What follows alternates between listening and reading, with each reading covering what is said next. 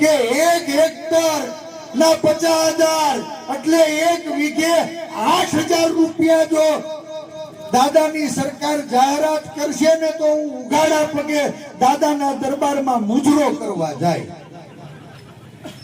તમારો ડોહો 18,000 રૂપિયા તો ખર્ચો થઈ ગયો છે અને 8,000 રૂપિયામાં આ ગુજરાતના ખેડૂતોને ગીરવે મૂકવાનું પાપ કરનારા લોકોને પણ ઓળખજો. મને લાગે છે કે આપ અને બાપ બે એક માની પેદાશ છે. હે બારોબાર ગોઠવી લીધું. વીઘે 8,000 રૂપિયા દ્યો એટલે અમે ઉઘાડા પગે ગાંધીનગર દાદાના દરબારમાં મુજરા કરવા જાવ. મારે વડિયાના પાદરમાંથી ગુજરાતના ખેડૂતોને પૂછવું છે કે હું આ 8,000 રૂપિયાની ભીખ લેવા માટે તમે અહીંયા બેઠા છો? હે